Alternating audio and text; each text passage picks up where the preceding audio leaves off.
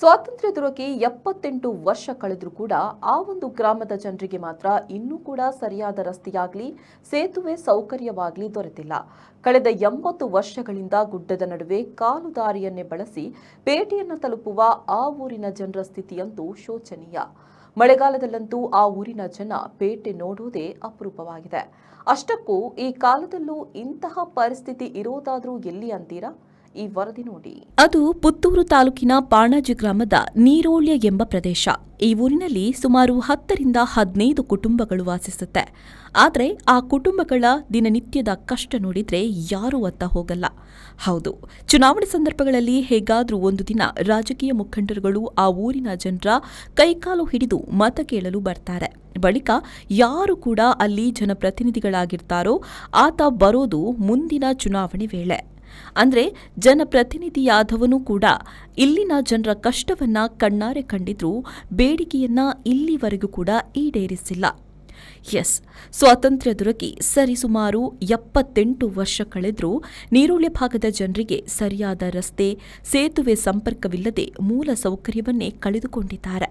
ರಸ್ತೆ ಸಂಪರ್ಕ ಕಲ್ಪಿಸಿಕೊಡುವಂತೆ ಸ್ಥಳೀಯ ಜನಪ್ರತಿನಿಧಿ ಅಧಿಕಾರಿಗಳಿಗೆ ಮನವಿ ಮಾಡಿ ಸುಸ್ತಾಗಿದ್ದಾರೆ. ದೇವಸ್ಯ ನೀರೋಳ್ಯ ಕಡಂದೇಳು ಸಂಪರ್ಕಿಸುವ ಈ ಭಾಗದಲ್ಲಿ ಇದೀಗ ಸ್ವತಃ ಆ ಊರಿನ ಕಾಲನಿ ನಿವಾಸಿಗಳು ತಮ್ಮ ಸ್ವಂತ ಹಣ ತಾವೇ ಹಾಕಿ 2 ಕಿಲೋಮೀಟರ್ ರಸ್ತೆಯನ್ನು ಮಾಡಿಕೊಂಡಿದ್ದಾರೆ. ಇದಕ್ಕೆ ಅಂಬೇಡ್ಕರ್ ತತ್ವ ರಕ್ಷಣಾ ವೇದಿಕೆ ಕೈ ಜೋಡಿಸಿದ್ದು ಆಟೋ ಹೋಗುವಷ್ಟು ರಸ್ತೆಯನ್ನ ಸಂಚಾರಕ್ಕೆ ತಕ್ಕಂತೆ ನಿರ್ಮಿಸಿಕೊಟ್ಟಿದ್ದಾರೆ.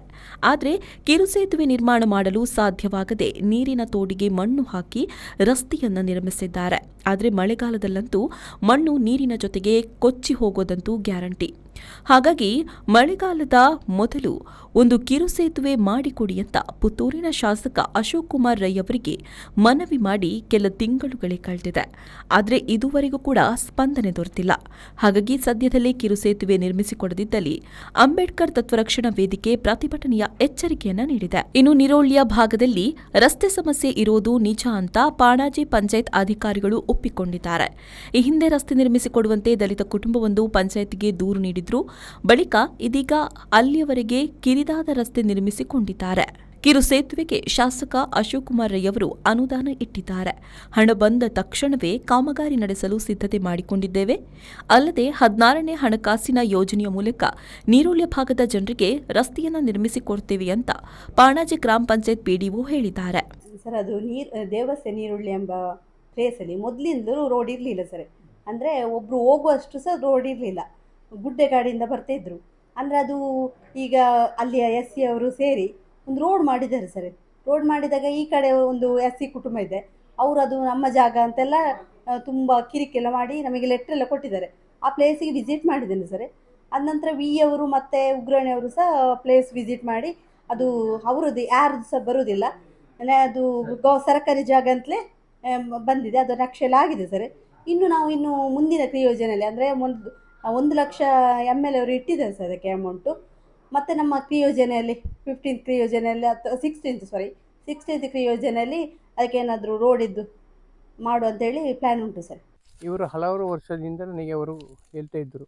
ಬಹುಶಃ ನನಗೆ ಅದರಲ್ಲಿ ಆ ಟೈಮಲ್ಲಿ ಶಾಸಕರಿಗೆ ಮನವಿ ಕೊಟ್ಟಿದ್ದಾರೆ. ಇಲ್ಲಿ ಬೆಟ್ಟಮಡಿಗೆ ಇಲೆಕ್ಷನ್ ಇತ್ತು, ಆ ಶಾಸಕರಿಗೆ ಮನವಿ ಕೊಟ್ಟಿದ್ದಾರೆ. ಶಾಸಕರು ಹೇಳಿದ್ರು ನಾನು ಖಂಡಿತವಾಗಿ ಮಾಡಿಕೊಡ್ತೇನೆ. ಅದು 1 ವರ್ಷ ಕಳೆಯಿತು. ಅದು ಇವರ ಹತ್ರ ಏನು ಮನವಿ ಕೊಟ್ಟದ್ದೆಲ್ಲ ಅರ್ಜಿ ಎಲ್ಲ ಉಂಟು, ಪಂಚಾಯತಿಗೆ ಹೇಳ್ತಾ ಇದ್ದಾರೆ. ಆದರೆ ಇಲ್ಲಿಂದ ಅಲ್ಲಿಯವರೆಗೆ ಇಲ್ಲಿಂದ ಮೂಲ ಸೌಕರ್ಯ ಅಂತ ಇರಲಿಲ್ಲ. ಪಾಪ ಇಲ್ಲಿಯ ನನ್ನ ಮೆಂಬರ್ನವರು ತಂದೆ ಹಾರ್ಟ್ ಪೇಷಂಟ್ ಇರೋ ಹೊತ್ತುಕೊಂಡು ಹೋಗುವ ಅರ್ಧ ದಾರಿಯಲ್ಲಿ ತೀರಿ ಹೋದರು. ಕೆಲವರು ಪ್ರಾಯದಲ್ಲಿ ಏನು ಮಾಡಿದರು, ಹುಷಾರಿಲ್ಲುವಾಗ ಏನೂ ಮಾಡಲಿಕ್ಕೆ ಆಗೋದಿಲ್ಲ. ಎಷ್ಟೋ ಜನ ಸತ್ತಿದವರು ಇದ್ದಾರೆ. ಖಾಲಿ ಇಲ್ಲಿ ಟೋಟಲ್ 5 ಮನೆ ಇತ್ತು, ಈಗ 2 ಮನೆ ಇರೋದು. ಇಲ್ಲಿದು 3 ಮನೆಯವರು ಕಟ್ಟಲಿಕ್ಕೆ ಏನಿಲ್ಲ, ಮಳೆಗಾಲದಲ್ಲಿ ಬಿದ್ದು ಹೋಗಿದ್ದು ಎಲ್ಲ ಬಾಡಿಗೆ ರೂಮಲ್ಲಿ ಇದ್ದಾರೆ. ಯಾವುದು ಪರಿಶಿಷ್ಟ ಜಾತಿ ಪಂಗಡದವರೇ. ಇದಕ್ಕೆ ನಾನು ಶೋಚನೀಯ ನೋಡಿ ನನಗೆ ಒಂದು ಮನವಿ ಮಾಡಿದ್ದು. ಮನವಿ ಮಾಡುವಾಗ ನಾನು ಬಂದು ನೋಡಿದಾಗ ನನಗೆ ತುಂಬ ಬೇಸರ ಆಯಿತು. ಆದರೂ ನಾನು ವಿ ಅವರ ಹತ್ರ ಪರಿಶೀಲನೆ ಮಾಡಿದ ರಸ್ತೆ ಯಾವುದು ಏನು ಅಂತೇಳಿ ಅವರ ಪಟ್ಟ ಜಾಗ ಯಾವುದೂ ಇಲ್ಲ ಅಂತ ಹೇಳಿದರು. ಇದು ಎಲ್ಲ ಸರ್ಕಾರಿ ಜಾಗ, ಆದ್ರೆ ಯಾವರಿಗೆ ಪ್ಲಾಟಿಂಗ್ ಆಗಲಿಲ್ಲ, ಅದು ಸರ್ಕಾರಿ ಜಾಗ ಅಂತೇಳಿ ಹೋಗುದು. ಒಟ್ಟಿನಲ್ಲಿ 80 ವರ್ಷಗಳಿಂದ ನೀರೋಳ್ಯ ಭಾಗದ ಜನ ರಸ್ತೆ ಸೇತುವೆ ಸಂಪರ್ಕವಿಲ್ಲದೆ ಪಡ್ತಾ ಇರುವಂತಹ ಕಷ್ಟಕ್ಕೆ ಇನ್ನಾದರೂ ಮುಕ್ತಿ ಸಿಗುತ್ತೋ ಅನ್ನೋದನ್ನ ಕಾದ್ ನೋಡಬೇಕಿದೆ. Anish, V4 news, Puttur.